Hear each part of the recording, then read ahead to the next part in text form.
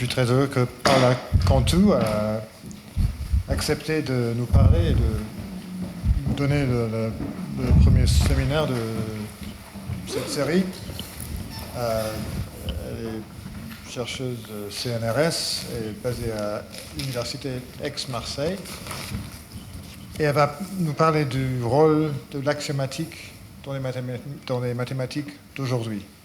Je ne sais pas si c'est le titre exact, mais c'est le sujet. Oui, c'est une question, les titres, donc c'est ça. Alors, bonjour. Les traitements axiomatiques des théories scientifiques étaient au cœur du programme de philosophie de la logique des mathématiques du début du XXe siècle et a été une caractéristique fondamentale de la philosophie des sciences, jusqu'à l'empirisme logique au moins. Plus récemment, la philosophie générale des sciences s'est orientée vers des approches moins systématiques, approches qui, en sapant l'unité de la science à différents niveaux, ont aussi remis en question l'unité méthodologique basée sur l'axiomatisation des théories. Les mathématiques sont-elles en phase avec les autres sciences ou ont-elles encore un intérêt pour l'axiomatique? Et si cet intérêt n'est plus lié à la question des fondements, que peut-on encore comprendre de l'axiomatique et quels pourraient être ses objectifs? On verra qu'en considérant la relation entre l'axiomatique et la pratique mathématique, les rôles social et architectural de l'axiomatique passent au premier plan. La philosophie des mathématiques et de la logique a souvent tendance à supposer qu'il existe une seule et unique axiomatisation correcte des théories. La formulation axiomatique est considérée comme un idéal vers lequel la connaissance doit tendre. Un système est compris comme une structure formelle rigide visant à fonder des théories scientifiques déjà données et obtenues par une élaboration non axiomatique et non formelle. L'axiomatique aborde les questions métathéoriques en mettant en évidence la relation entre la logique utilisée pour dériver les théorèmes et la capacité d'expression du langage dans lequel la théorie est formulée. Si on la considère dans cette perspective étroite, l'axiomatique n'a presque aucune valeur heuristique. Mais elle a néanmoins gagné beaucoup de faveur dans la philosophie analytique pour d'autres raisons. En accord avec les tournants linguistiques, elle assigne un rôle clé au langage. Et en accord avec les intérêts philosophiques de l'ontologie, elle fait un usage intensif de la théorie des ensembles, ce qui permet de défendre une vision unifiante des mathématiques. La question qui nous intéresse est différente. L'axiomatique peut-elle avoir un quelconque rapport avec la philosophie de la pratique mathématique? Dans d'autres disciplines scientifiques comme la biologie, on a soutenu que la pratique scientifique ne procède pas axiomatiquement. Au contraire, depuis le célèbre texte du prix Nobel pour la biologie François Jacob, qui s'inspire d'un terme saussurien, il est courant de penser la pratique scientifique comme une forme de bricolage. Nous ne prétendons pas ici répondre à la question de savoir si le mathématicien est lui aussi un bricoleur. Les mathématiciens ici présents auront sans doute plus d'exemples et d'observations à faire sur ce point que nous ne pourrions les faire en tant que philosophes des mathématiques. Ce que nous nous demandons plutôt, c'est si l'axiomatique doit nécessairement être considérée comme quelque chose de statique, visant à proposer un ordre unique des concepts correspondant à la présentation la plus rigoureuse d'une théorie. Ou si elle peut au contraire être considérée à son tour comme une pratique scientifique en devenir. Une pratique qui est capable de mettre en évidence des différences de style dans la définition des concepts mathématiques. Nous verrons l'exemple des nombres complexes analysés par Granger,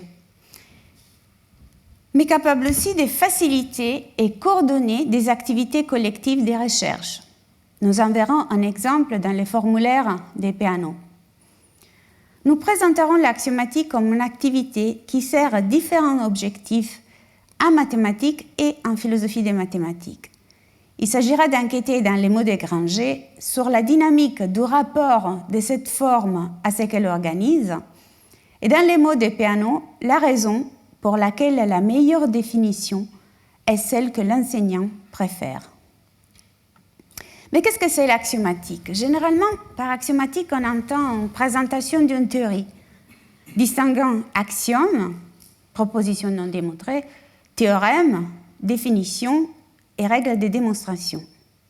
Commençons par une clarification conceptuelle plus subtile, en distinguant entre axiomatique, méthode axiomatique et théorie axiomatique, ce qui nous permettra de dégager une grande variété de méthodes, théories et questions philosophiques ouvertes.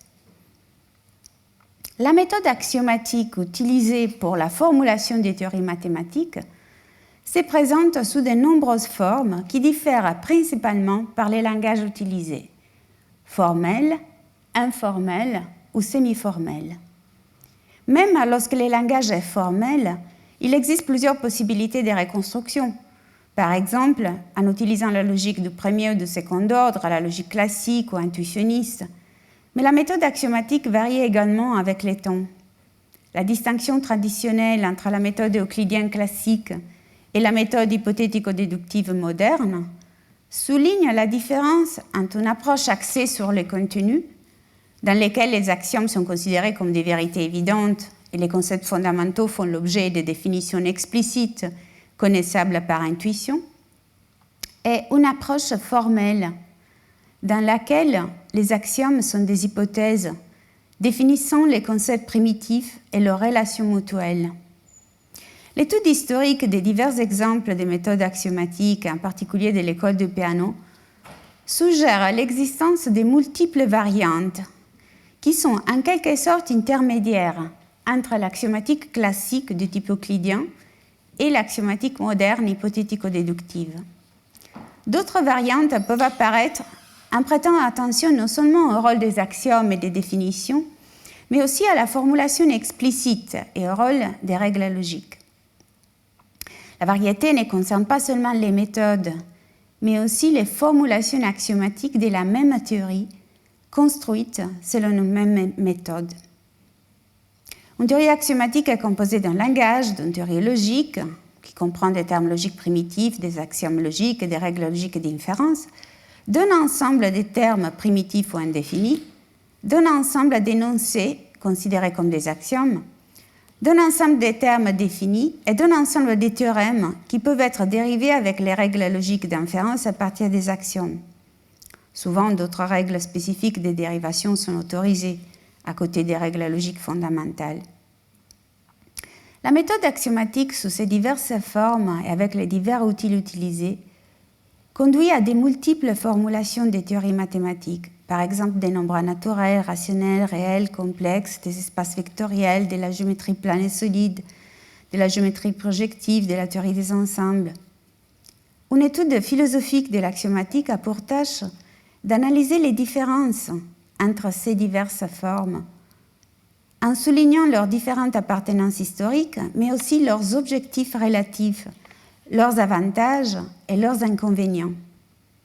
D'autre part, une même théorie axiomatique peut être analysée de différents points de vue. D'un point de vue syntaxique, une théorie axiomatique est, comme mentionné, un ensemble d'énoncés. Mais d'un point de vue sémantique, elle est plus correctement caractérisée par les modèles non linguistiques qui satisfont les énoncés. Enfin, dans une perspective pragmatique, une théorie axiomatique est caractérisée par les exemples, les problèmes, les normes, les compétences et les pratiques qui la distinguent. Pour toutes ces raisons, il est utile d'introduire les termes d'axiomatique par opposition à la méthode axiomatique et à la notion de théorie axiomatique pour caractériser l'ensemble des éléments et des perspectives que l'une et l'autre ouvrent à l'enquête philosophique. Mais comment faut-il comprendre ces termes? Sans prétendre à l'exhaustivité, je distinguerai dans ce qui suit 3 manières générales de comprendre l'axiomatique. L'axiomatique en tant que recherche sur les fondements des mathématiques, l'axiomatique en tant que style mathématique et l'axiomatique en tant qu'institution sociale. L'axiomatique peut viser à résoudre la question des fondements, c'est-à-dire à déterminer quels sont les principes des sciences, en distinguant éventuellement l'ordre essendi de l'ordre cognoscendi, c'est-à-dire ce qui est premier en soi de ce qui est premier pour nous. Dans ce sens classique inauguré dans les premiers analytiques d'Aristote, l'axiomatique a un portée ontologique et cognitive. En fait, il pourrait y avoir deux façons distinctes d'aborder les fondements des mathématiques. Par problème mathématique des fondements, j'entends l'objectif de donner une organisation rigoureuse à l'ensemble des mathématiques, en fournissant une caractérisation précise et non ambiguë de ces concepts clés, par exemple, limite, continuité dans les cas de l'analyse, on connaît l'histoire. Par fondement logico-philosophique des mathématiques, j'entends plutôt une réflexion sur la nature du symbolisme et de l'abstraction utilisées dans les pratiques mathématiques, sur les conditions qui légitiment leur application et leur justification. La question fondamentale est associée à une vision hypothético-déductive des théories axiomatiques et à la discussion des points de vue philosophiques alternatifs sur les mathématiques. L'axiomatique, cependant, peut aussi être considérée comme quelque chose d'historique et de culturel, et en même temps incarnée dans une théorie mathématique particulière, c'est-à-dire elle peut être considérée comme un style mathématique. Le terme style a été introduit dans les mathématiques par analogie avec les styles artistiques ou littéraires et a été mis en lumière par différentes traditions. Chevalier, membre de Bourbaki, a remarqué que l'axiomatique a profondément modifié le style des écrits mathématiques contemporains. Granger a développé une étude générale du style mathématique en philosophie du langage et en sciences humaines. Crombie a donné une explication extensive en individualisant 6 styles fondamentaux qui caractérisent l'entreprise scientifique: la postulation, les mathématiques grecques, l'expérimentation, la construction hypothétique des modèles analogiques, l'ordonnancement par composition et la taxonomie, l'analyse statistique et la probabilité, la dérivation historique du développement génétique. Hacking exige 2 autres conditions pour l'identification d'un nouveau style: la nouveauté et la persistance par autostabilisation. L'épistémologie historique a également insisté sur les caractéristiques culturelles des styles, en tant que résultat de l'activité d'une école, d'une nation ou d'une tradition spécifique. Mancoso compare l'usage fait du terme en philosophie, en histoire des mathématiques et en mathématiques, et distingue style individuel, méthodologique, épistémique, national, culturel, d'écriture, de pensée ou cognitif, mais n'applique pas cette distinction au cas spécifique de l'axiomatique. Que peut-on donc comprendre par style axiomatique? Par exemple, l'un des éléments qui caractérise le style d'écriture d'un certain mathématicien. On parle de l'axiomatique à la Dedekind ou à la Peano.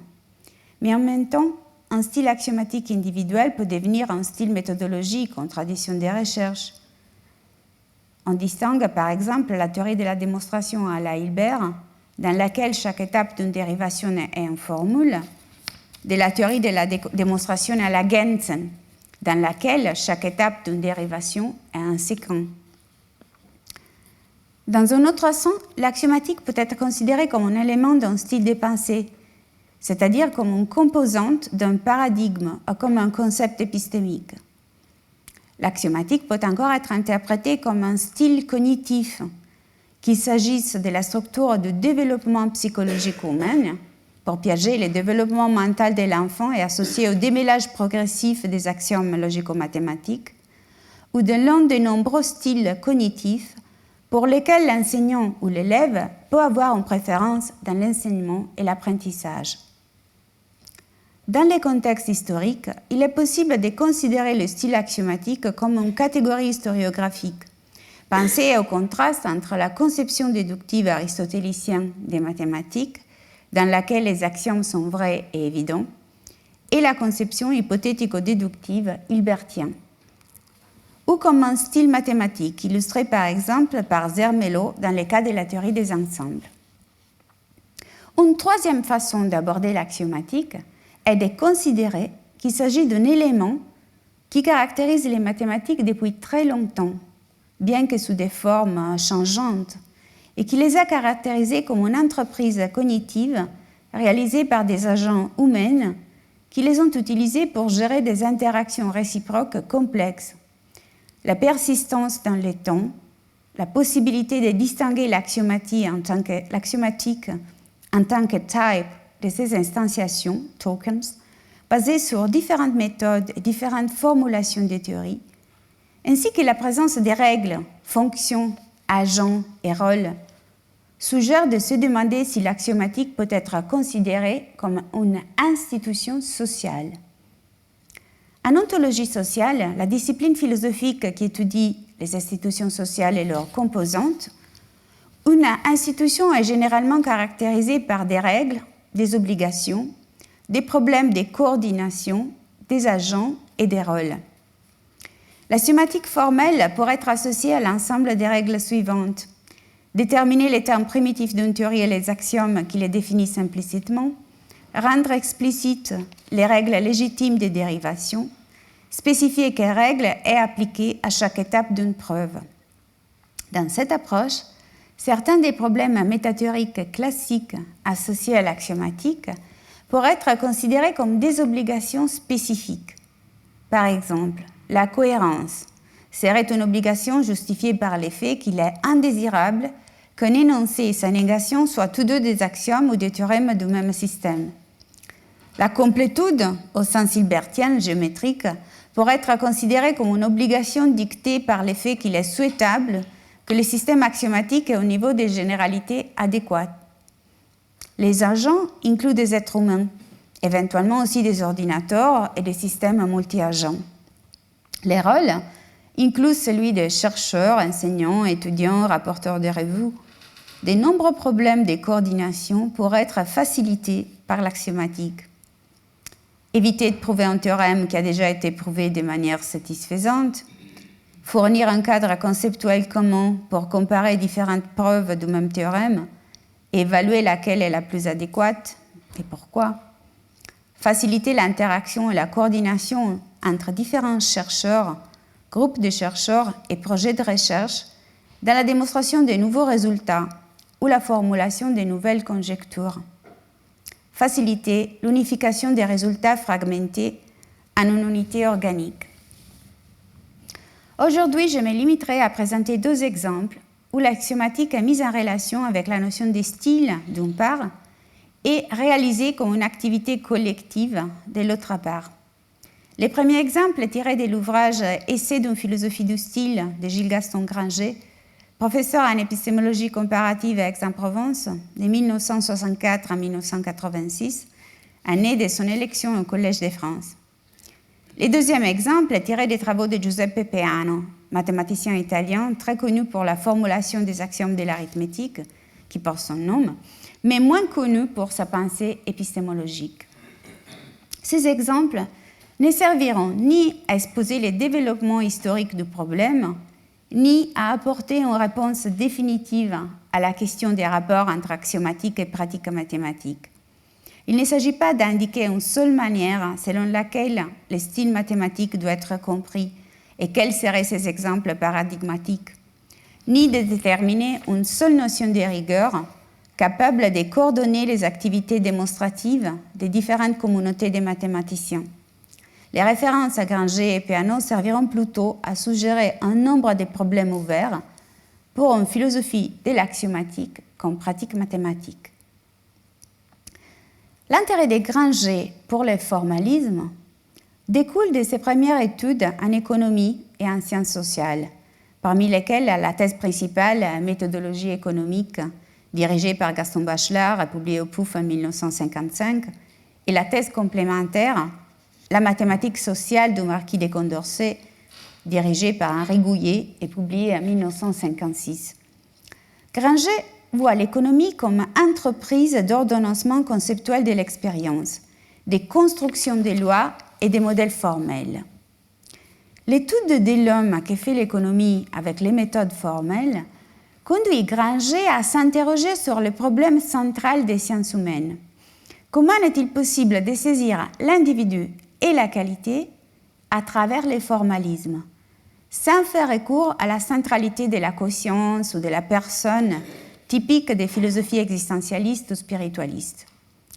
Granger rejette deux réponses à ces problèmes, les physicalismes, selon lesquels l'homme doit être reconduit en phénomène naturel, et l'antiphysicalisme, selon lesquels l'homme est qualitativement irréductible au phénomène naturel et ne peut être étudié par la connaissance formelle.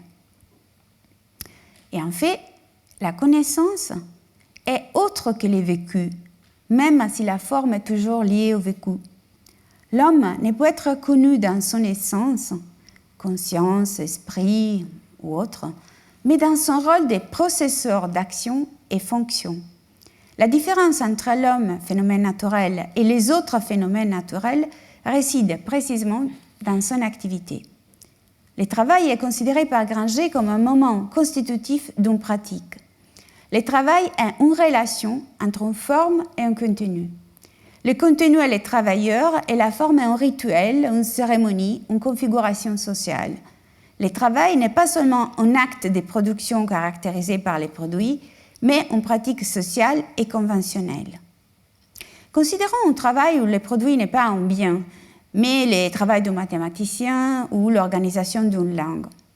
Dans ces cas, la forme semble l'emporter sur la matière, ou même il semble n'y avoir que la forme sans la matière, sans le contenu, comme si le moment de la structuration l'emportait sur celui de l'application. Ce n'est qu'en gardant ces deux moments à l'esprit que l'on peut arriver à une détermination pratique de l'individu. Et comment déterminer l'individu autrement que par la pratique? Prétendre en avoir une connaissance théorique serait une illusion transcendantale. Comme dans la critique du jugement de Kant, on devrait pouvoir arriver à une universalité sans concept et à une individualité conceptualisée. La notion d'œuvre et la notion de style qui lui est associée sont introduites par Granger pour résoudre les problèmes de la détermination de l'individualité contenue comme étant opposée à la structure, forme, et pourtant susceptible d'un traitement ou d'une analyse conceptuelle. La notion de style est donc une manière d'intégrer l'individu dans un processus concret, le travail, en montrant comment l'individu émerge en opposition aux structures dans les processus de travail qui conduit à la production des structures. Les contenus, l'expérience pratique, se manifestent par des redondances linguistiques qui présentent une sorte d'irrégularité ou de constance, les styles. Mais ces redondances ne se produisent pas dans l'absolu, mais seulement par rapport à une structure qui organise les contenus. Cela explique les sens dans lesquels Granger fait appel à un aristotélisme dynamique des structures, greffé sur l'idée kantienne que forme et contenu sont produits ensemble. L'individu, considéré ici comme une redondance des sens en surdétermination, émerge de manière qui n'est pas purement aléatoire, mais se présente comme un style. Le style n'est pas simplement un langage, un symbolisme, mais l'utilisation faite du symbolisme, et contient donc une référence essentielle au contenu auquel le symbolisme s'applique, au référent des termes. L'étude du style est philosophique car elle concerne l'essence, ce que les structures structurent, et pas seulement les structures elles-mêmes. Le style n'est pas une question d'effet, indépendant de la façon dont la conscience met un fait en perspective dans une totalité. Le style appartient déjà au domaine des sens. Même en admettant qu'une telle étude philosophique des diverses œuvres humaines soit possible, comment pourrait-on développer une stylistique générale? Une telle étude philosophique devrait porter sur les conditions a priori de l'œuvre en tant que dialectique effective et efficace de la forme et du contenu, et donc devrait rechercher les conditions les plus générales de l'insertion des structures dans une pratique individuée. Contrairement à la conscience kantienne qui donne forme à sens et unité, la conscience, le sujet, pour Granger un travailleur, un sujet qui accomplit des tâches, agissant dans une pratique sociale.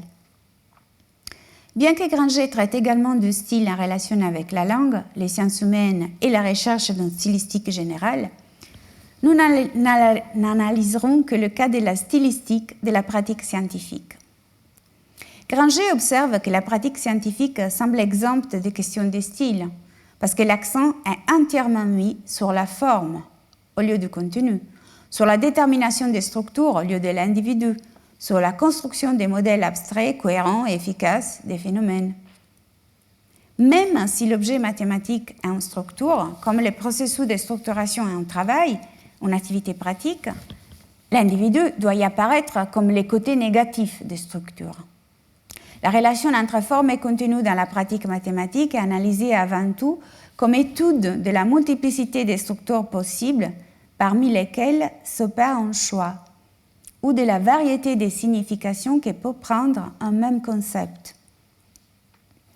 Granger suggère que l'unification thématique manifeste opérée par les mathématiques et la science sur leur contenu est en fait le résultat d'une dynamique de structuration latente et vécue de l'activité scientifique. Le premier exemple analysé par Granger concerne les différentes manières de comprendre les nombres complexes.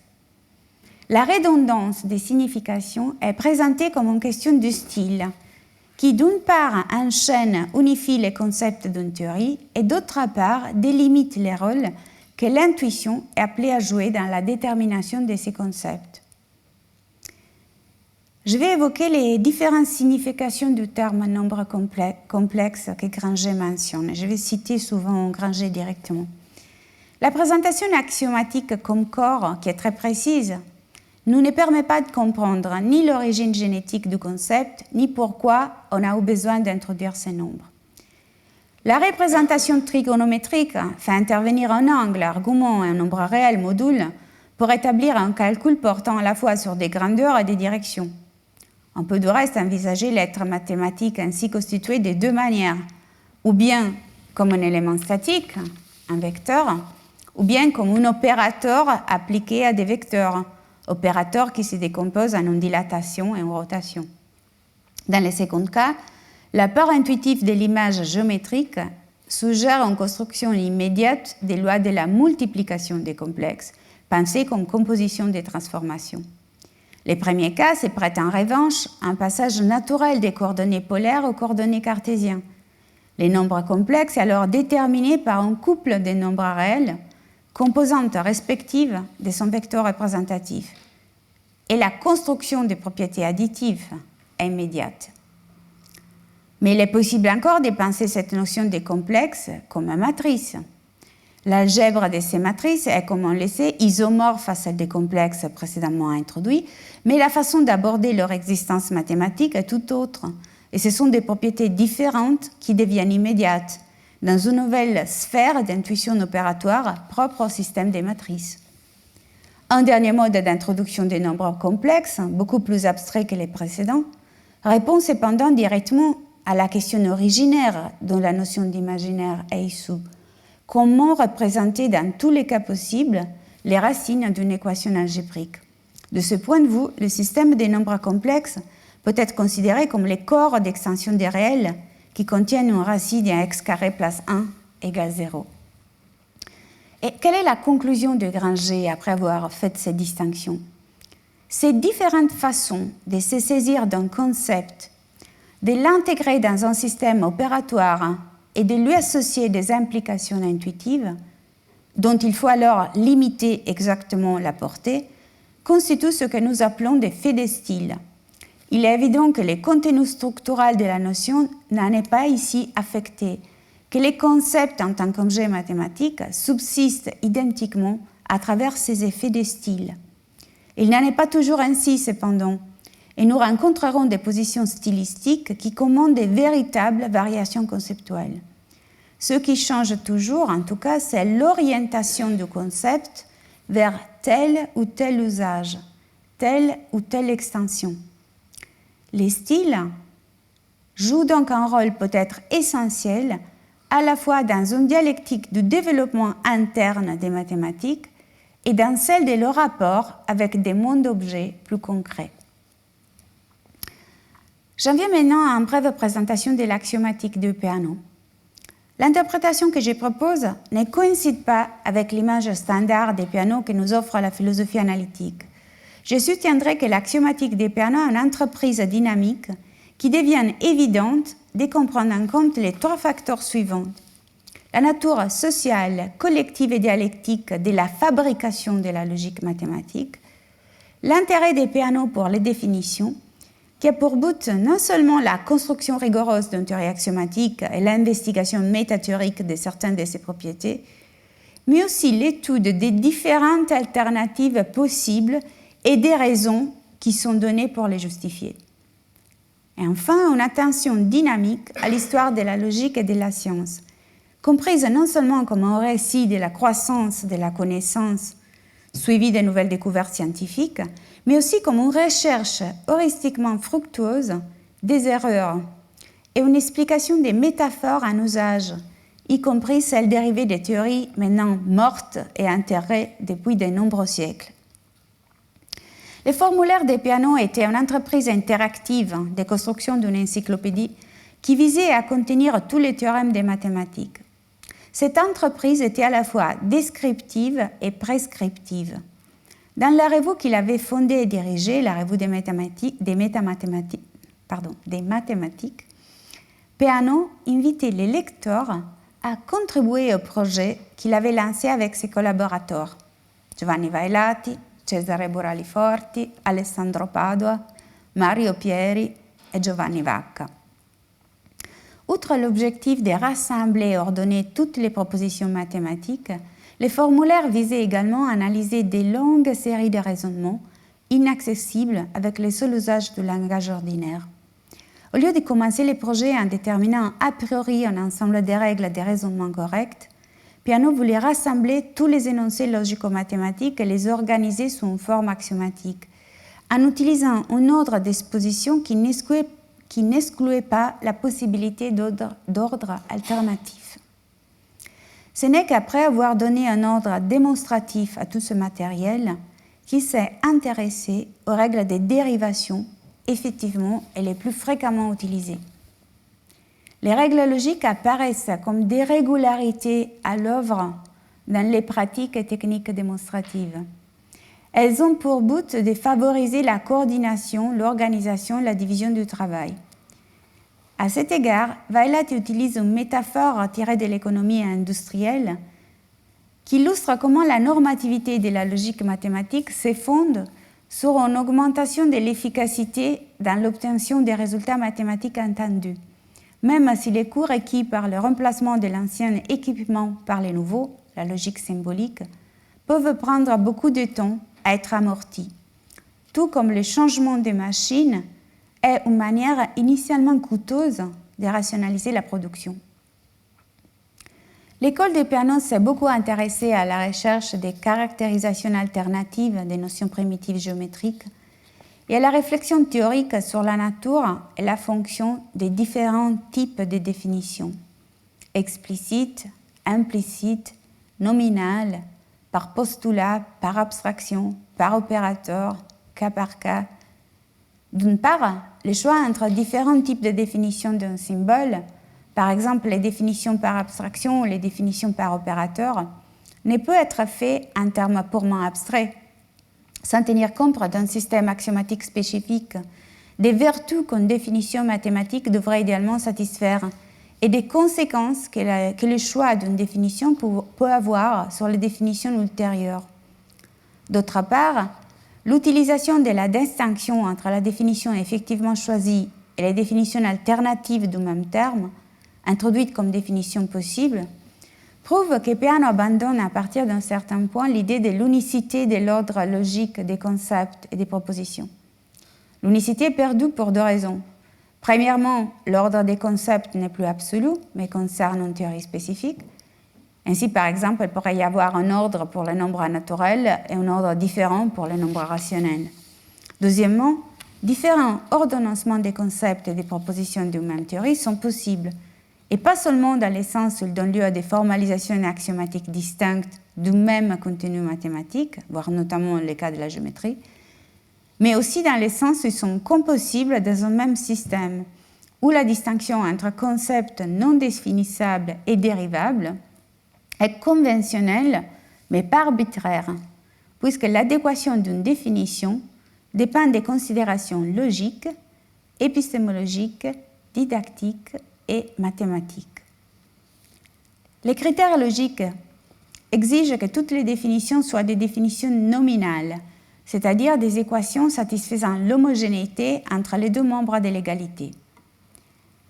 Les critères métathéoriques exigent que les notions primitives soient irréductibles, c'est-à-dire non définissables à partir d'autres concepts supposés primitifs. Ensuite, il y a les critères épistémologiques.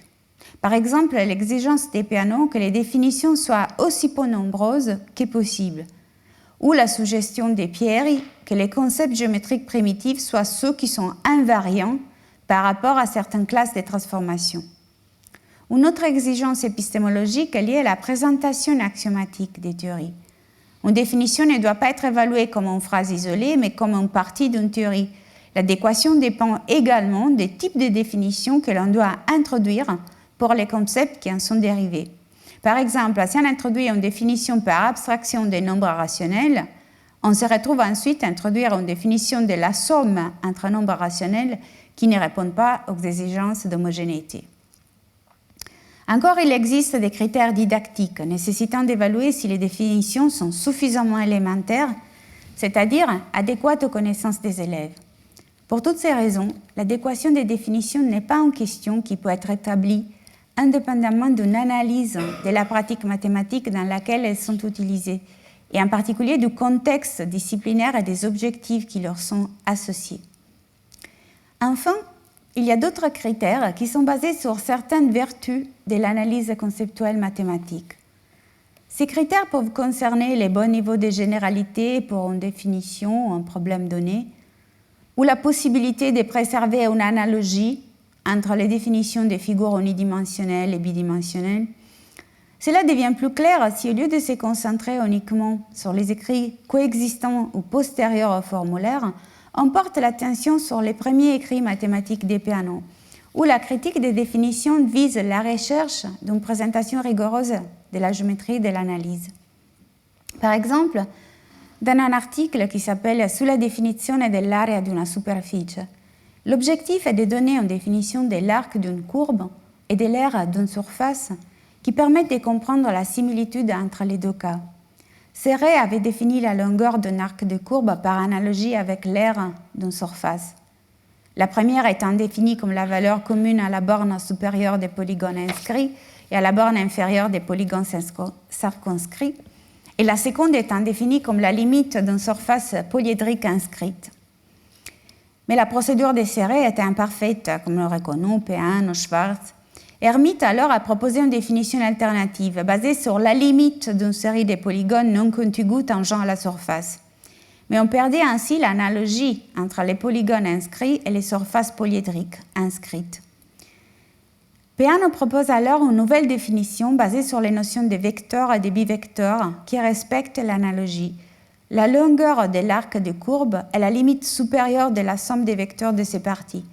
L'aire d'une surface est la limite supérieure de la somme des bivecteurs de ses parties. Peano essaie alors de tenir compte des définitions possibles dans la présentation du formulaire, comme si cette multiplicité des points de départ et les différentes ramifications possibles du développement du raisonnement faisaient partie intégrante de la théorie logique elle-même. Le but de Peano était une investigation dynamique du développement des théories mathématiques, une analyse de la formation des théories logiques, et pas seulement une présentation définitive des théories accomplies comme un ensemble de vérités a priori.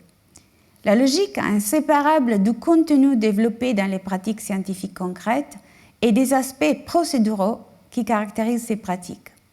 Vailati, en parlant du formulaire du Peano, écrit « Les théories s'y trouvent exposées non pas comme dans un traité ordinaire, sous leur aspect, pour ainsi dire, statique ou de repos, mais plutôt sous l'aspect du mouvement et du développement, non pas comme des animaux empaillés dans les vitrines de musées, dans une attitude conventionnelle et avec des yeux de verre, mais comme des organismes qui vivent, se nourrissent, luttent, procréent, ou au moins comme les figures d'un cinématographe qui se déroulent et se transforment naturellement et logiquement les unes dans les autres. » L'axiomatique des Peano peut être considérée alors comme une institution sociale, ayant des effets durables sur la pratique de la logique mathématique dans la première moitié du XXe siècle. En plus de la bien connue influence de la notation sur les Principia Mathematica et la logique ultérieure, Peano a institutionnalisé l'axiomatique à travers des projets de collaboration, non seulement les formulaires, mais aussi les dictionnaires, la revue des mathématiques et les publications de l'Academia Pro Interlingua. Les revues étaient les instruments de coordination des travaux, mais la participation à des congrès nationaux et internationaux est également l'occasion d'inviter à des contributions, des critiques et des corrections au projet de collaboration. La nature institutionnelle de l'axiomatique n'est pas seulement le résultat d'un processus intersubjectif, mais elle est également façonnée par la manière dont les interactions sont régulées et dont certaines tâches sont assignées aux agents. Les objectifs que l'axiomatique est appelée à remplir sont en effet multiples et sont liés aux agents impliqués. Et je vais donner un exemple des objectifs possibles. L'axiomatique est essentielle à l'analyse conceptuelle, comprise comme une opération préliminaire à l'introduction d'une idiographie. Elle sert un objectif heuristique, facilitant la recherche d'erreurs dans les définitions, mais aussi la recherche de nouveaux exemples et problèmes. Elle induit une recherche de rigueur, au moins comme élimination des définitions inadéquates des sophismes. Elle a la capacité descriptive de représenter les pratiques mathématiques contemporaines et produit également une histoire des notations et des théorèmes. Elle permet de comparer des théories alternatives sur la base des critères de simplicité, facilite une organisation architecturale de la connaissance mathématique. L'axiomatique joue aussi les rôles d'une analyse modulaire, soit des théorèmes dérivables d'un seul axiome, soit des axiomes nécessaires pour dériver un théorème donné. Elle a également un objectif didactique visant à expliquer clairement les théories et à développer les capacités d'abstraction des étudiants. Enfin, l'axiomatique joue le rôle d'un outil de coordination permettant aux mathématiciens de découvrir rapidement si une certaine proposition a déjà été prouvée et avec quelles ressources. Avant de conclure, je voudrais revenir sur la question des significations des concepts mathématiques au rapport grangérien entre forme et contenu et à l'analyse peanienne des définitions. Alors que la philosophie contemporaine s'interroge souvent et principalement sur l'existence abstraite in re ou post re des structures, sans questionner le fait que l'objet mathématique ne peut qu'être structurel, Granger et Peano questionnent en profondeur l'abstraction mathématique. Pour Granger, on l'avoue, il s'agit de voir quels résidus individuels résistent à l'application des catégories formelles, quelles redondances de sens peuvent être révélées en comparant différentes représentations de la même structure. Après tout, c'est précisément cette individualité que Granger cherche à thématiser en mathématiques comme dans les sciences de l'homme. L'individu apparaît en effet comme le côté négatif des structures, car il n'apparaît que dans un processus de structuration qui est associé à une activité pratique, à la construction des modèles abstraits cohérents et efficaces des phénomènes. L'individuel, l'élément de style, apparaît dans l'orientation du concept vers tel ou tel usage, telle ou telle extension. Je cite, « Ces différentes façons de se saisir d'un concept, de l'intégrer dans un système opératoire et de lui associer des implications intuitives dont il faut alors limiter exactement la portée, constituent ce que nous appelons des faits de style. » De manière générale, Granger étudie l'homme à travers les sciences formelles et le développement de leur langage, la construction et le développement des catégories. Les catégories ne sont plus statiques comme chez Aristote ou Kant, mais se transforment dynamiquement en même temps que les contenus qu'elles devraient saisir.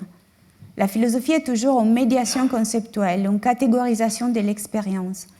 La connaissance n'est pas que l'application des catégories, mais aussi la construction de nouvelles catégories ou instruments cognitifs pour aborder de nouveaux problèmes.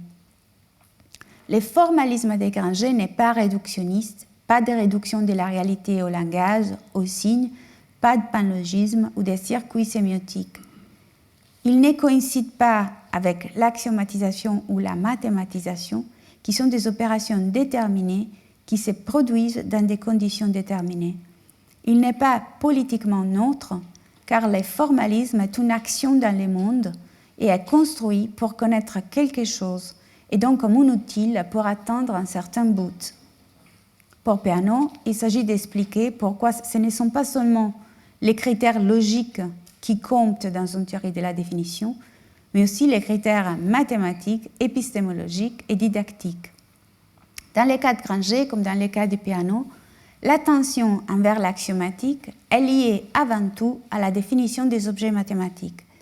Granger s'efforce de prendre en compte l'activité du travailleur, de l'individu qui est à l'œuvre dans la mise en forme de contenu, et lui laisse la liberté non seulement d'appliquer des catégories générales, mais aussi d'en créer de nouvelles, selon les exigences du processus. Peano n'a pas de critères exclusivement formels liés au niveau supérieur d'abstraction des généralités, mais des critères liés aux objectifs de l'axiomatisation, cas pour cas. Ce qui compte, ce sont les applications, la simplification de l'écriture symbolique, la contribution à la clarification conceptuelle, puisque les définitions ne sont pas le point de départ, mais les résultats d'une analyse des concepts et des symboles des mathématiques. Ce que les axiomatiques de Granger et de Peano ont en commun, malgré de nombreuses autres différences que nous ne mentionnerons pas ici, c'est l'effort pour maintenir vivante la dialectique entre forme et contenu sans jamais dissocier les produits d'une activité axiomatique du processus qui la construit.